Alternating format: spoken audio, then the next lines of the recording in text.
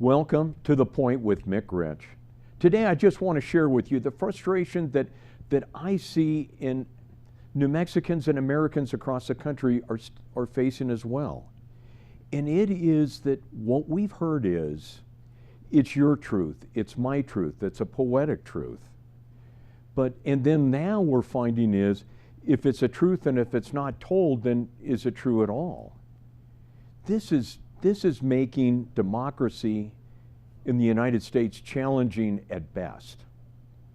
So I look at what's going on today at the presidential election with Vice President Biden.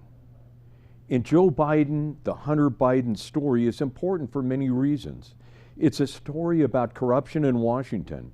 It's about the politically connected, about business, politics, government, and media. In 2014, we heard about the chaos in the Ukraine. And most of us thought, what difference does it make? It doesn't affect us here.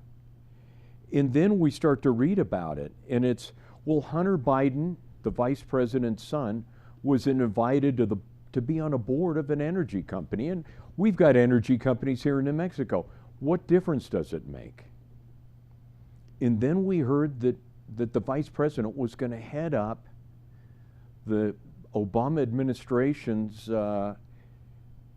efforts in the Ukraine. And we thought, well, okay, what damage can Joe Biden do in Ukraine?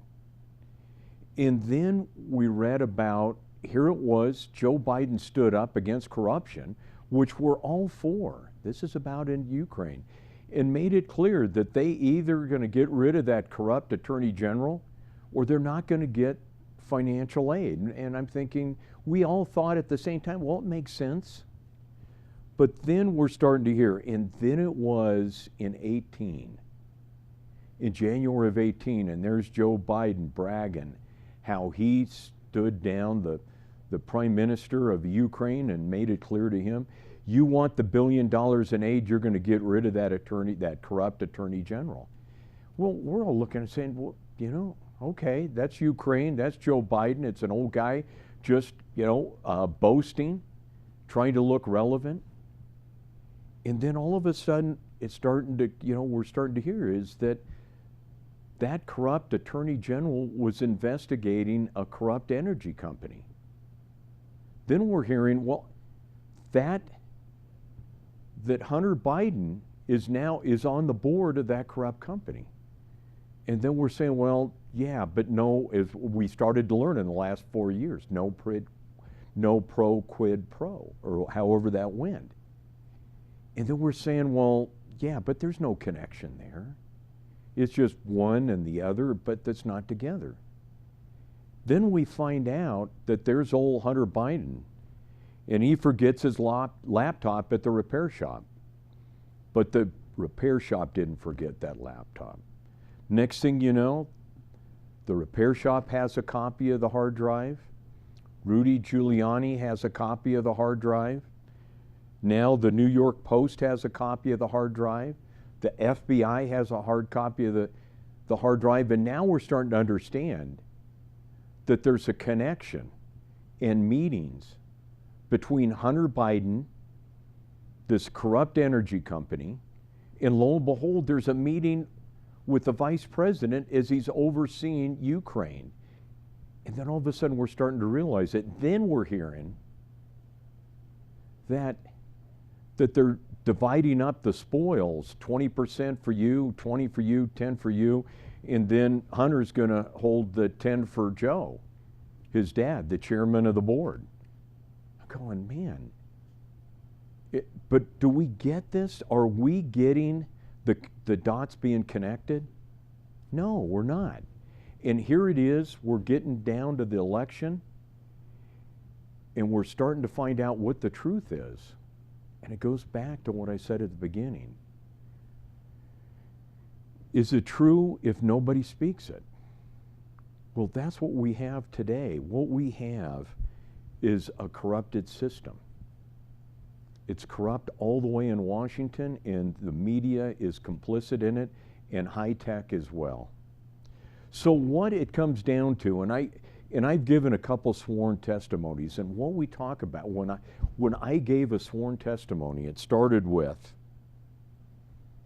it's just simple, it's just so simple, is do you swear to tell the whole truth and nothing but the truth? We should be asking our news organizations to swear when they write an article or tell a story. They're not doing that. So it's going to be up to us, to you and I. We are going to have to make it clear. We're going to have to do the research because the media won't. This is Mick Rich and To The Point. Thank you.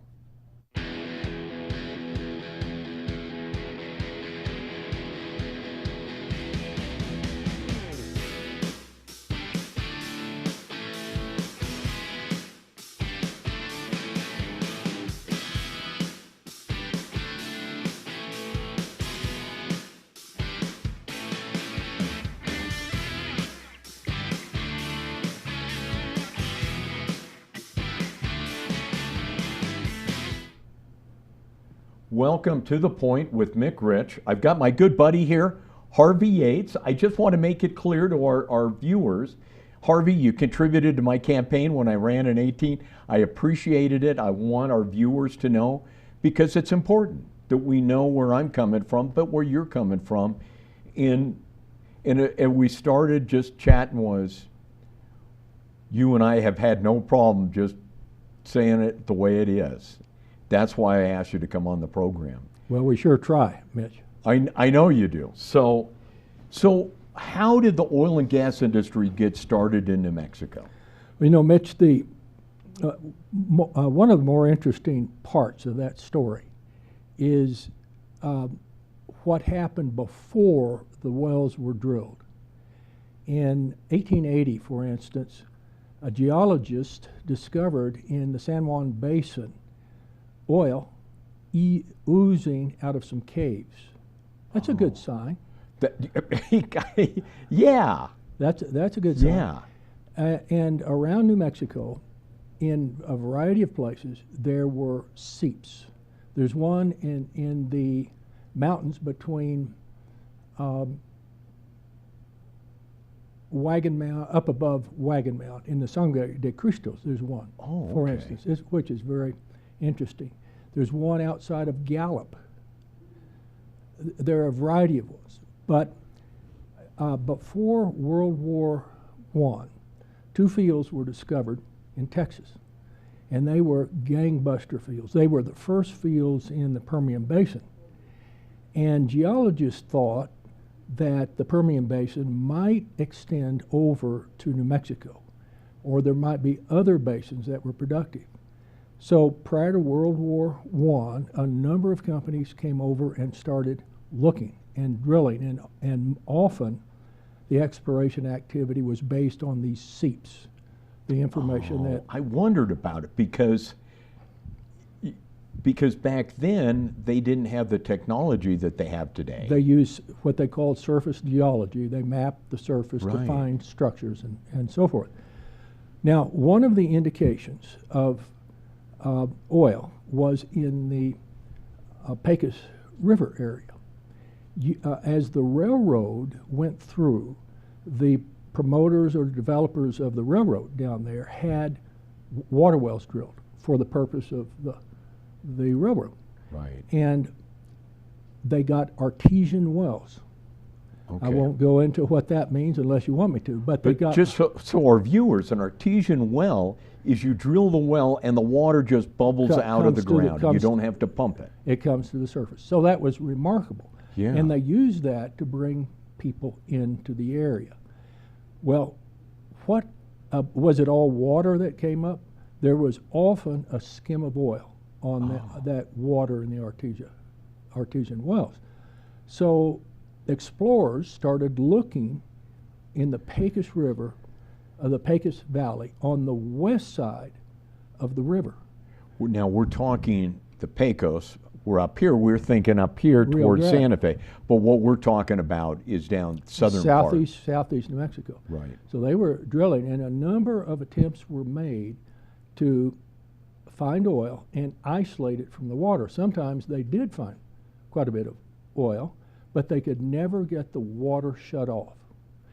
So at one point, 3 people decided that they were going to drill east of the river, and they would drill because they thought a fault ran there, and they were going to drill to the same horizon, same geologic horizon as produced the water.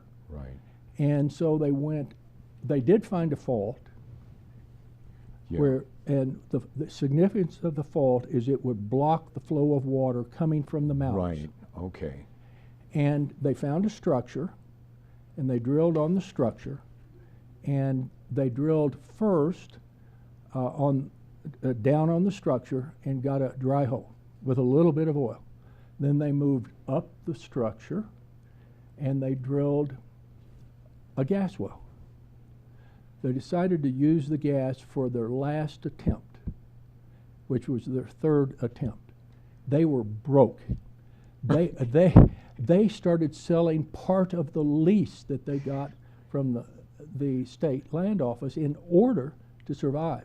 They offered the drilling crew part interest in the well, the 3rd well, in order to make it go. They drilled the 3rd well, and they got the Illinois number 3 in 1924, which were the first and discovered the first commercial field in the state. And then it's off and running. So here it is. We're talking what year? 1924 is when it came in. And then a few years later, we hit the Depression. We're going to have to get real, we're getting close to this segment, Harvey, but what did the Depression do to the oil and gas industry? Well, the price of oil dropped to below $1. And there's a great story as to what happened. But as to my family, my grandfather had discovered potash in Eddy County. Right. And in order to survive, he sold the potash rights, and the potash industry was developed. Wow. He also had to do one other thing. He had developed with Continental a refinery we know as the Navajo Refinery. In order to survive, he had to sell that too. Okay. Well, Harvey, I've often wondered what led to the industry down there. Thank you very much. We're going to bring this segment to a close, and we'll get started on the next one here shortly. Thank you.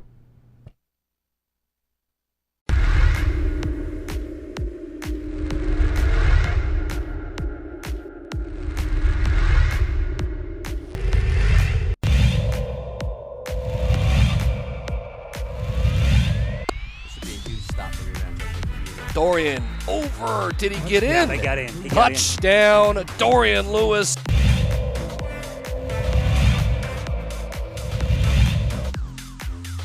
Seconds to play. Benavides still looking up the middle. It's intercepted. It's picked off by Freddie Anaya, and Roswell's season will end perfect.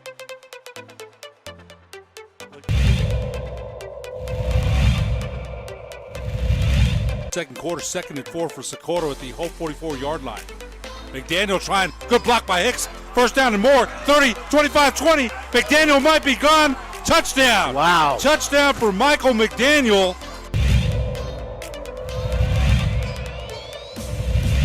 It's 40 seconds this year. It's not like 25 like it used to be. He laterals it back. What a play by Hightower. Pitch.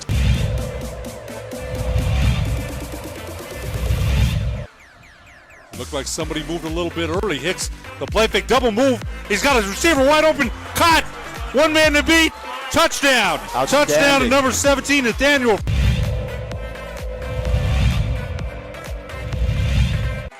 Third and 6. Big defensive play coming up here. Little trickery to Reese. See you later. Touchdown. They went for the deep ball to Reese. To the right, single receiver split to the left. Play fake, head up the middle, got some room. 50, 45, 40, has one man to beat. 30, 25, 10, 5, touchdown. Touchdown, Hope. Wow. On a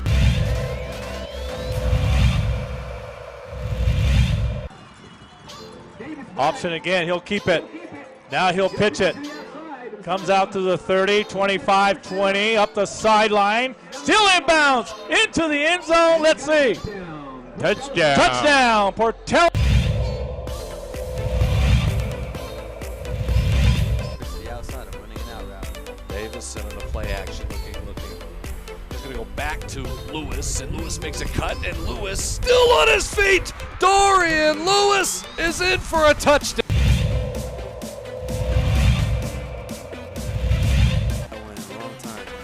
So Davis hit back to toss it. He's got all day. It's one miss, and he's rolling. He's got a guy. Can he get it there? Davis into Luke Weissong. We told you he touchdown. could spin that football, and that was a throw right there. I know he's got the win in his back, but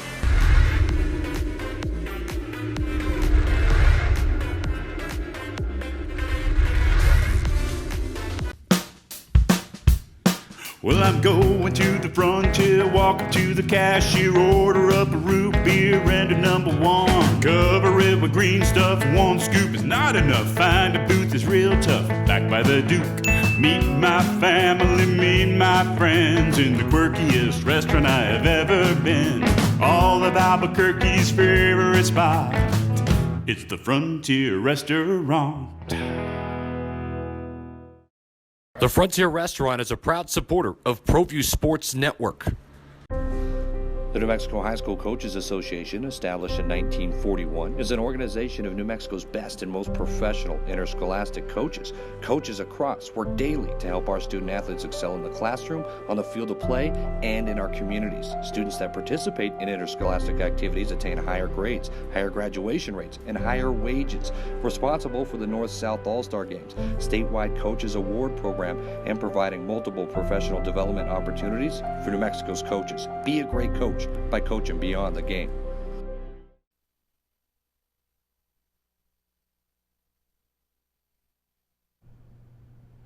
We're back with my good buddy Harvey Yates at Jalapeno Petroleum Corporation. I always, yeah, I take business people, make it very clear. You know, I'm a my company's a corporation as well. Important designation. So Harvey, you know, we just talked briefly, you know, we drilled the well, we got started down. When I say we, I feel like it's all New Mexico. Down there, southeast New Mexico, we're drilling the wells, we're moving forward, we're making incremental changes. Now here we are, and it seemed like the great leap forward, which was fracking. This is what has made a huge difference in our country. When we talk about energy independence, we wouldn't have energy independence today without fracking. So, Harvey, you want to just fill me in, our viewers? Let me start with the significance of the discovery we talked about a minute ago. That was the third field discovered in the Permian Basin. The other two were in Texas. Yeah. And so it was isolated. It was in New Mexico. And they had to bring equipment in. And some of what they brought in was the material to frack wells. What was that? Nitroglycerin. In those days, fracking, people misunderstand what fracking is. Fracking is simply to fracture the rock, right, to allow oil or gas to escape more easily. And so the method used then was to drop a vial of nitroglycerin down a well hole. It was not cased all the way down.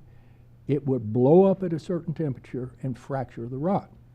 The first well fracked in the state of New Mexico, as far as I've been able to tell, was in about 1908. That far back? That far back, and that was on the west side of the Pecos.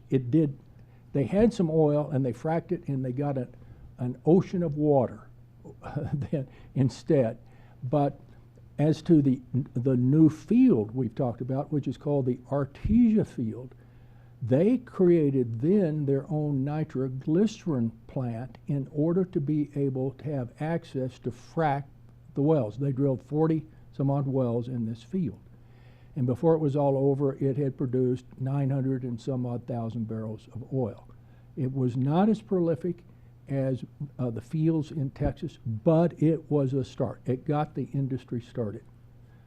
So, so for our viewers that are paying attention here, nitroglycerin is a pretty volatile chemical that's not easy to handle. There are some interesting stories about the transportation of nitroglycerin, which are beyond the scope of this. But right, but I mean, I've read stories and discussed the Nobel Peace Prize. Mm-hmm. The Nobel Peace Prize came about with Nobel discovered dynamite, and to save people from the nitroglycerin. Am I right? I think if I go back. I think that's correct. Correct. So well, you ask about fracking. So along the way, fracking changed technology. You've pointed out that there are technological changes. During World War II, there was a lot of effort put into hydrology, and so some of the information was used by the oil industry after World War II. Pan Am and Halliburton, a company named Pan Am, which later became Amoco, and Halliburton used hydraulic fracking. I believe it was in Kansas to hydraulically frack the first well, and that was in about 1947, right after World War II. The technology was then used in 1951 in New Mexico. And I would say 70% of the wells that were drilled before horizontal drilling ever started were fracked. So if they say we're going to end your granddaddy used oil from fracked wells. Right.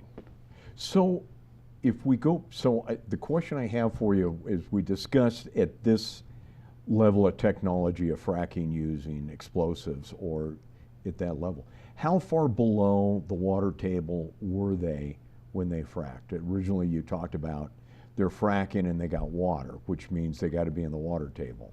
Well, simply because you get water, it doesn't mean you're in potable water table, but they initially started exploring in what you would call the water table, because oil was coming out as well at that level. Subsequently, they were drilling below the potable water table, and regulations were imposed where you have to case off the potable water. How long have they been casing that like that? Well, certainly all of my life. And you're an old guy. I'm an old guy.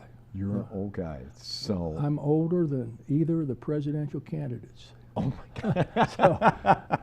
That says a lot, Harvey. Yeah. So what we're talking about is that for a long time, people say, well, you're going to contaminate the groundwater while you're fracking. But this has been going on for, we're talking probably. Well, I've just explained that the first well was in 1924. Right. So fracking has been going on since 1924 as to oil, but actually there were experimental wells before 1908 where they used fracking. So now the fracking technology, so now you just had a vertical well and you fracked, and then you used explosive, you used hydraulics, you fracked it. Mm-hmm. Now the industry has gone to horizontal wells drilling, which always has amazed me that you could do directional boring, but we see that now even in the streets of Albuquerque. When they put in underground utilities, sure, they do a horizontal drilling. So well, let's talk a little bit about why the horizontal drilling and why fracking is so important with it. It has to do with the horizons or zones they're drilling in. Right. During the vertical well era, we would drill repeatedly through shale zones, and the shale zones on the logs or on the equipment would show they had oil, but you very rarely could get it out because there was no permeability. Right. No capacity for oil or gas to move through the rock, and so we did not try to produce, for the most part, in shale. The horizontal drilling, however, allowed a driller to drill through a shale zone, which is a tight zone. Right. without permeability, and in order to get oil or gas out of it, they often, in commercial quantities, they needed to use the fracking technology that had been developed. So, when I was in college, I was working for a construction company that was purchased by a conglomerate out of D.C., Dynalectron. And they had the patent on recovering oil from the tar shales out of, I'm thinking Wyoming, maybe the Dakotas. Or Canada. Or Canada, that's right. And so this was to the liquefaction.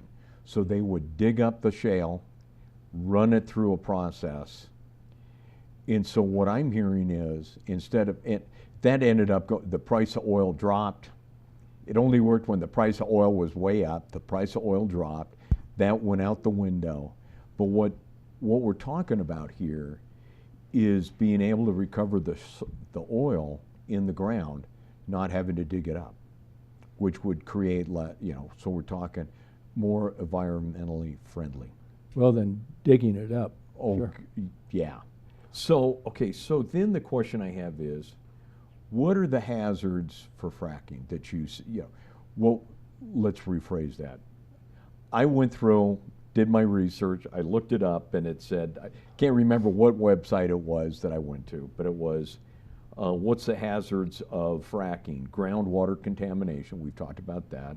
Spills, blowouts, damage to the environment, I have to, and so we have that. Well, let's talk about that a little bit. If you drilled a horizontal well, or for that matter, a vertical well, and fracked too close to the water horizon, the potable water horizon, you might contaminate it. That's right. You might contaminate, no question about that. But these wells, in the Pecos Valley, for instance, the water wells probably don't go deeper than 1,000 feet, for instance. Okay. The wells being drilled for oil and gas are 8,000 to 12,000 feet deep. In other words, 2 to 3 miles deeper than that, and the fracking takes place. Now, the driller has a great interest in not encountering water, because if he fracks at such a volume that it goes outside the shale zone or outside the reservoir, oil reservoir zone, into water, he's going to end up with a water well rather than an oil well. So right. they control that. There's another danger related to fracking, and we saw that in experience in England and I believe also in Oklahoma on a temporary basis.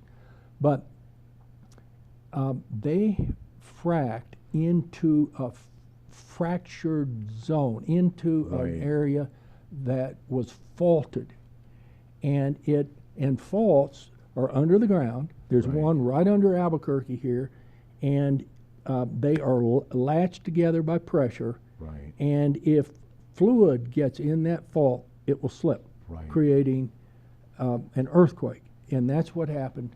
I think I also read that they were also getting rid of waste water and pumping it into the ground as well in Oklahoma. In Oklahoma, what they found is it wasn't fracking, it was the water disposal getting into these That's correct, slip faults. and that's what I read as well. Well, Harvey, we need to wrap this segment up. It's been good. I hope our viewers have heard and understood a little bit more about fracking. Thank you very much.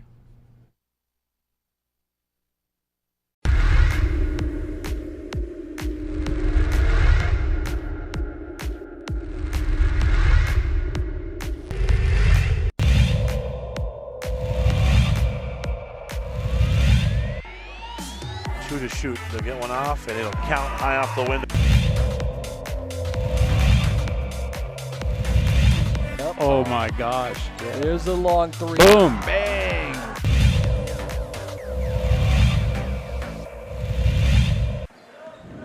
Martinez will beat the buzzer. Got it to go.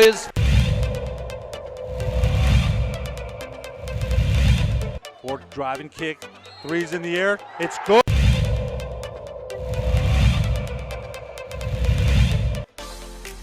pass on the nice block by Hernandez Cropper.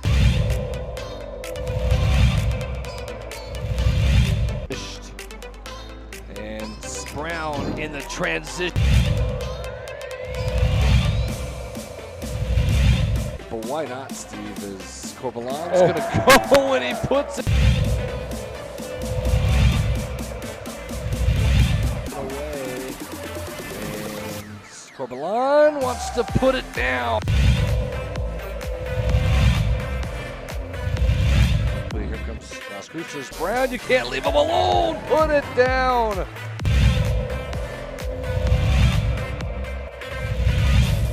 Gershon in transition, 3-on-2. Gershon going to go all the way. Oh, Morgan!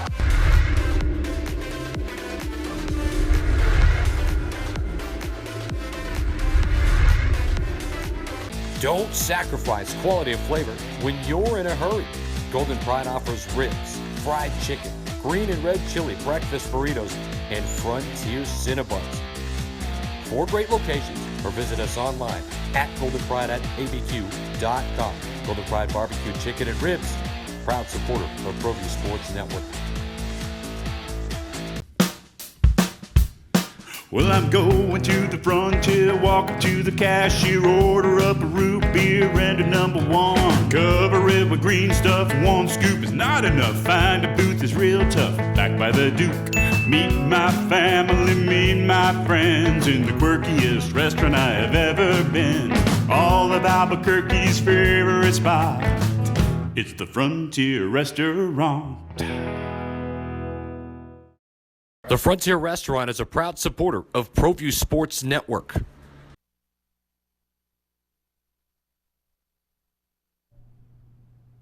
Hey, it's Mick Rich. We're back. Harvey Yates is with me today.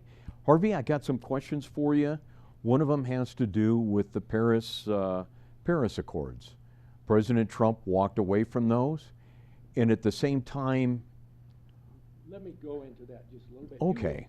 You would think that in walking away, the countries that remained in it would have cut CO2 emissions, for instance, more than this country. That's correct. But in fact, our CO2 emissions dropped from produced by energy, right, dropped more than any other country.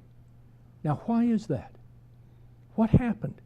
Well, what happened is that we started converting coal to natural gas. Now, there's also a conversion to green energy, right. But we converted. We were I believe in 2019, at the beginning of 2019, I believe we were 33% energy generation, electric generation from natural gas, and now that's 38%. Right. And that replaced coal. And so our CO2 emissions from energy activity in the country, which would include driving cars, et cetera, dropped to 2.8%. The only country where that happened. That's right. So for our viewers, what I find is rather it ties exactly with what you're talking about here is that Williams Energy, I believe it was, put in a natural gas generator just off of Rio Bravo and Broadway. And that is for using natural gas. P&M, I believe it's P&M, has a power plant over at Paseo del Norte near Jefferson. That is also natural gas driven. So we have that going on right now, and at the same time, Harvey, when we talk about natural gas, is that the Albuquerque Transit Authority has natural gas buses. And my company actually did a project for P&M where we put in a natural gas compressor, compressor station for the Transit Authority right here on Yale, and I believe they have one maybe out on the west side. Now, at the same time, so we're talking about the heavy vehicles switching over to natural gas. We're talking about power plants switching to natural gas. Right now, natural gas, I haven't tracked the cost of it, but I do know that my heating bills are way down. You know why it's so cheap? Because it's a I understand it's a byproduct of of oil. the horizontal drilling for oil. That's right. Right. The price of natural gas several years ago was $13 MCF, 1,000 Yeah. cubic feet. Today it's probably $2 an MCF. Right. So it's very, very low. The country put in on the ocean facilities to import natural gas because we needed it. Right. And now, because of the low price of natural gas, those facilities have been turned to export natural gas. Oh, I didn't know that. So they do it, I would assume, out of Houston. There's several of them. I think there's in Louisiana and Houston and so forth, yes. Right. I agree with you. When you look at the numbers, and one would think that by pulling out of the Paris Accord, you know, it would be just let the smokestacks go, but the exact opposite has happened. I think the Paris Accord has a lot to do with transfer of wealth from this nation to other nations. And but when you get down to the basics, the important thing is the pollution. And to the extent that CO2 is a polluter, Right. I mean, it comes from many other things than energy production. We have dropped our emissions of CO2. That's correct. The other one I want to bring up is that, so our listeners, is we talked a little bit about tertiary oil recovery. But if I remember right, up in the Clayton area, they have CO2 wells. They drilled the wells to harvest the CO2, and I believe they piped it down to the Permian Basin That's back in right. the 80s in order for recovery of oil. They That's don't do right. that anymore. They pumped the oil reservoir dropped as oil was pumped out, and they needed something to repressure the horizon, the field, and they would use water in some cases, and in other cases they found that CO2 would work better. Right, and so I thought that that was an interesting way of getting rid of CO2. Well, that CO2 was underground. They drilled for it, Right. But again, I think it's important for all of us to remember that CO2 just doesn't come from man-made. No, it doesn't. You know, efforts. Okay. The other question that, you know, these are going to be some things that I've thought about over the years. And it wasn't just for me. As I went out on the campaign trail, I'm getting ideas. People are sharing with me. One of them has to do with, we have Energy Star ratings on our appliances, right? You get a refrigerator, there's an Energy Star rating. Appliances. When it comes to I energy, made an unfortunate decision at one point, which was to buy a washing machine that was very energy efficient. Not very good at washing clothes.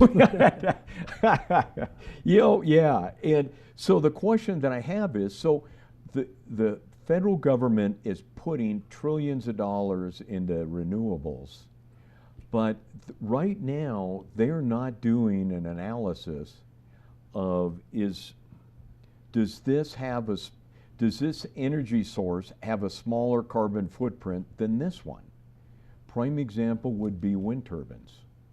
Do wind turbines have a smaller carbon footprint than a natural gas, electricity generated by natural gas? If you take into account the mining to get the metals and so forth to create the wind Right. turbine, the answer, I believe, is no.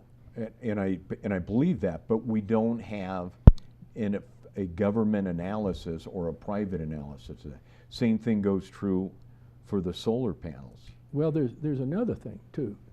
You know, our schools here depend on severance tax paid by the oil industry, taxes paid by the oil industry. The wind generation and solar generation business is subsidized. Right.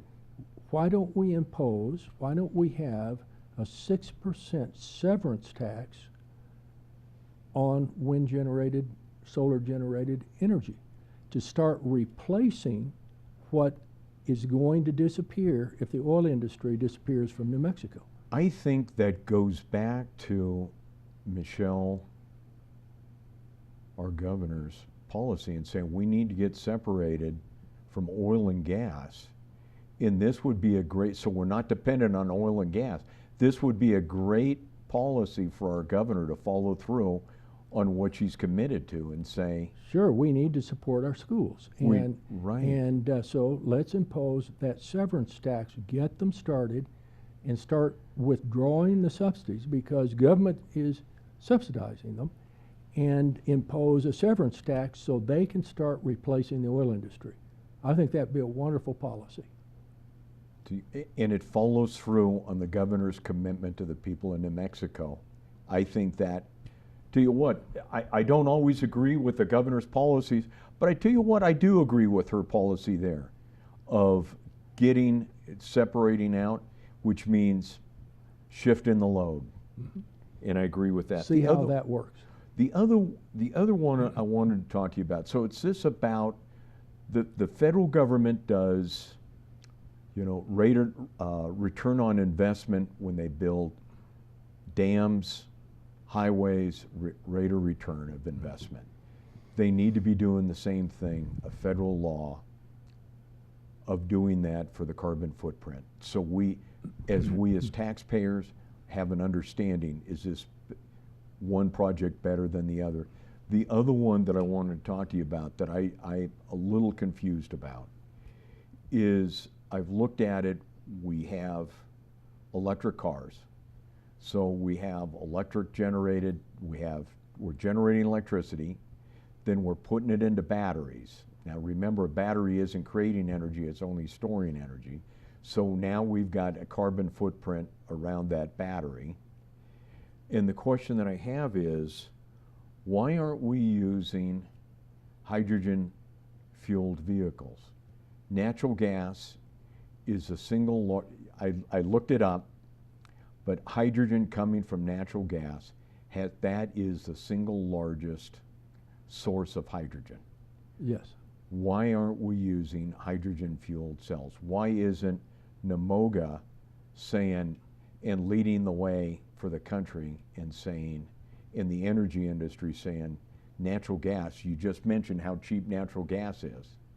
Why aren't we having refineries, instead of refining oil, refining the natural gas, pulling the hydrogen off and having hydrogen vehicles? Well, of course they're doing that, and it will, and that may be the way we're headed.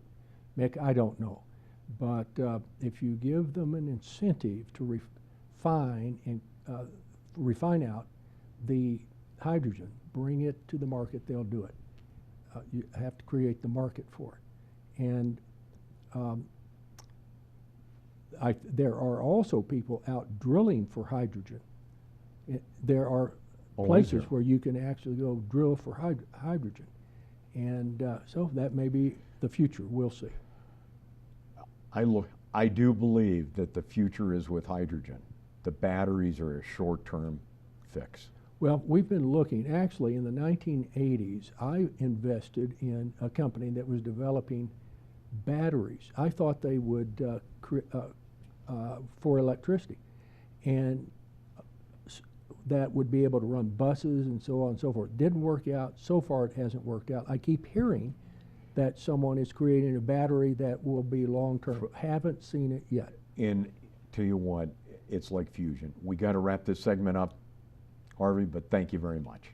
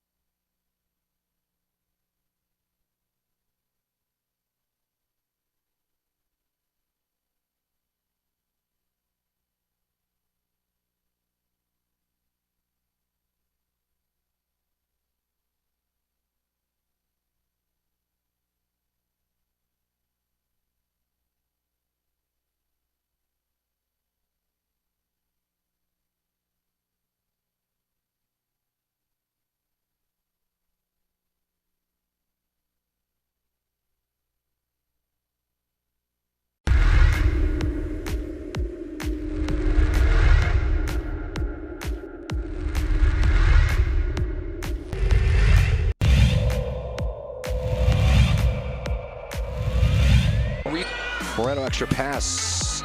And Watson.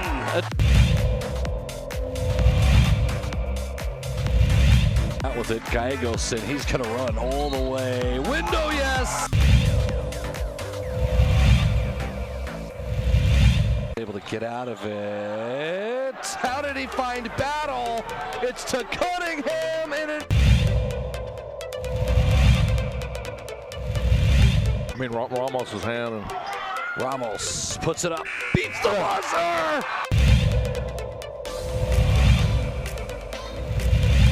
boy, Jefferson wide open. Jefferson to Daraji! Into Watson with the jam!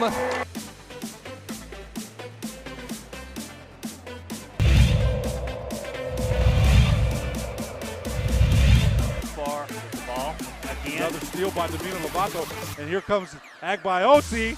Lob, two-hand hammer. You knew that was coming.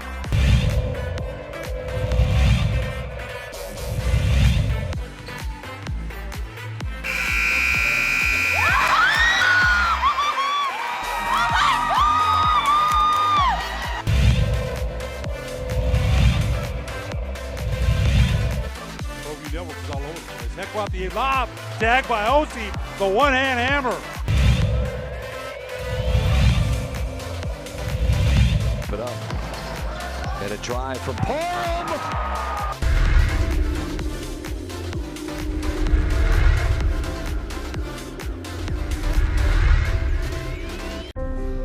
The New Mexico High School Coaches Association, established in 1941, is an organization of New Mexico's best and most professional interscholastic coaches. Coaches across work daily to help our student athletes excel in the classroom, on the field of play, and in our communities. Students that participate in interscholastic activities attain higher grades, higher graduation rates, and higher wages. Responsible for the North-South All-Star Games, statewide coaches award program, and providing multiple professional development opportunities for New Mexico's coaches. Be a great coach by coaching beyond the game.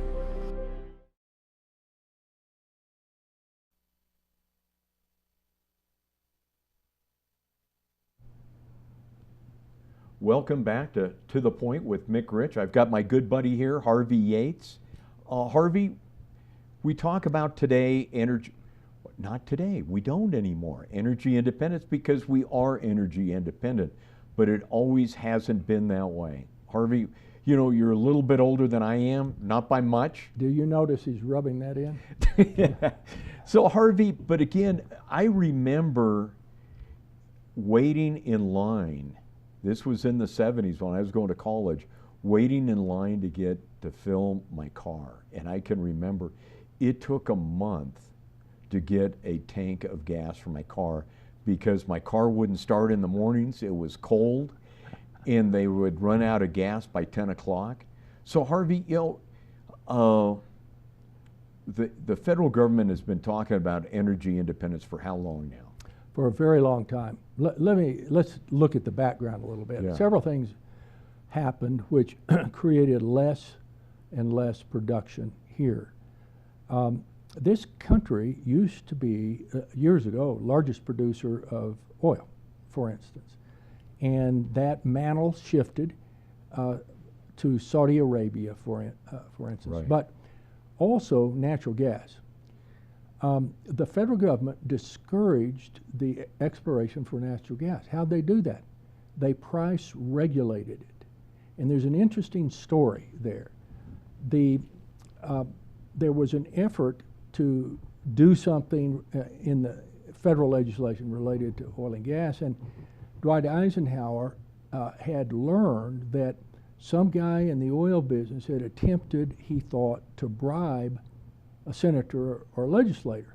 Made him so angry that he agreed to the imposition of price controls on natural gas. Oh. Now, I greatly respect Dwight Eisenhower. Right. I greatly dislike corruption. And I don't know actually what happened there, but in any case, we had price controls through the 70s. The first shortage we had wasn't oil in that period of time. It was natural gas. You Because know, I do remember that. People were not drilling for natural gas. Right. And finally, that stopped. And so natural gas could seek its price level. And people started drilling in this country for natural gas. Oil, the price had stayed level since World War II at about $2.65, and maybe crept up a little bit into the 70s, but not much. And so the rate of inflation was much higher than the price of oil. So the price of oil had in effect declined, and there was less and less and less drilling. I got you. I can remember in high school buying a gallon of gas for 25.9. There you go.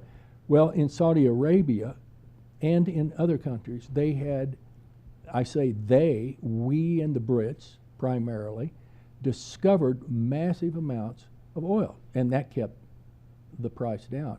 And then but they felt they were not getting enough for it, and so they created OPEC. Right. And they then an embargo on oil coming into this country, and so we were reliant on the oil that was being produced. But it was also on the international political side as well, was the embargoes, and I think it had to do with our support of Israel. It goes back to the '67 war between, what was it, Israel and Egypt, that we supported Israel, and they had a penalty for us, if I remember right. And so the political side, and so they started exercising their political force. But there was something else that happened during the Reagan administration, and that is that Russia, our adversary, depended on oil income. And Reagan worked with the Saudis to drop the price of oil down to break Russia, or break the USSR. It happened, it was successful, and from a geopolitical standpoint, that was great. But if you were in the oil industry in this country, it was not so great. But at that point, where people were in line for oil and people didn't have sufficient amount of natural gas, we decided that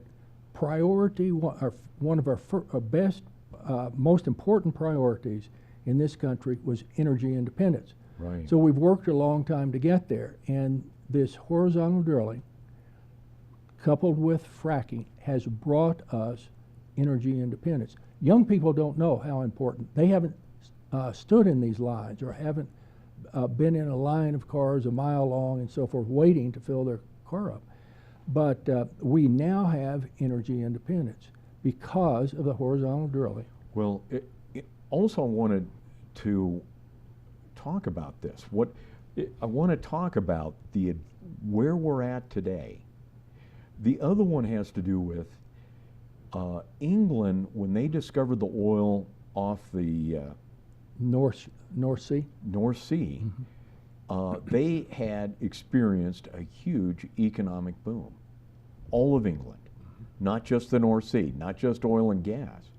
But I do believe that between President Trump's, tax cuts, that the deregulations, the tax cuts, but also with the oil and gas boom that we had, that we became energy independent, the fact is that energy once again became cost effective, that created the economic boom, not just for New Mexico, but for the country as well. Sure, sure it did, because the price of oil dropped, factories run on it, price of natural gas, and so forth.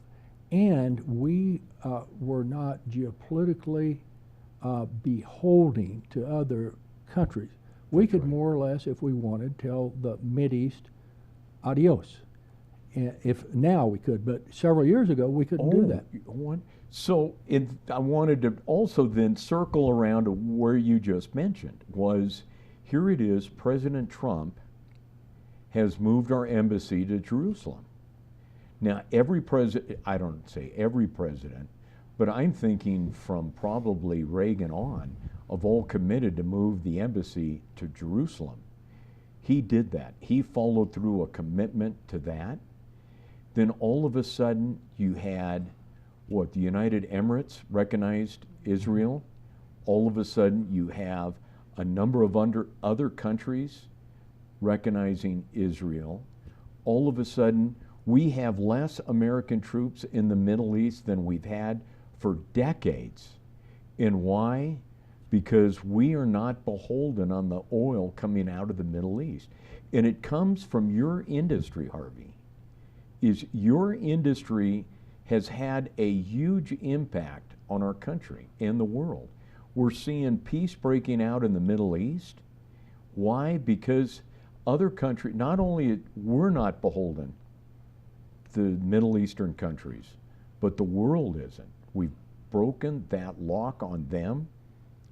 Oh, Mitch, I need to mention that this came about because of the entrepreneurship of several independent oil producers scattered around the country. That is, the innovation to create the horizontal drilling and then come back and apply the fracking program with it has created the energy independence for us. Tell you what, that to me is huge. So, out of curiosity, I been around a little bit, not as much, but traveled the state. But the Yateses have been down in southeast New Mexico since the 1920s. Since 1907, Mitch. 1907, and then the Andersons, right? Andersons came in later. R.O. Anderson, who you're talking about, who is a great success story in two ways. He discovered the Empire Abo oil field, which was probably became the largest oil field in the state of New Mexico for years. This is pre-horizontal drilling. And he bought and renovated the refinery my grandfather had to sell during the Depression. And no kidding. That became a great success story. And he eventually became chairman of ARCO. Right. And they, among other things, went to Alaska. Many people won't like to hear this, but went to Alaska and discovered the first producing wells there. And when we're talking about we're also talking about the Anderson School of Business. That's right. Right here at UNM. It's not just about money. It's not just about, it is about the differences that the oil and gas. So you have the Andersons, and then the Chases are down there as well. Mac Chase is a remarkable guy. He started as having a pulling unit. In other words, it was a rig that worked on wells to run tubing and so forth, to repair them and so forth. That was where he started. He and a fellow who was in the pumping business, Johnny Gray, got together and created a company named Marbob. Unfortunately, Johnny Gray Sr. passed away several years ago. Mac is still with us, but they separated, but created a great business. There've been others, right? Mitch, but you've named three different families, right? It's been, the oil and gas industry has been huge for our country. It's been huge for our state. Harvey, it's great having you here today. I appreciate it. I just resent your pointing out that you're younger than I am, Mitch, but otherwise I've enjoyed being here. Harvey, always good seeing you. This is Mick Rich, and To the Point.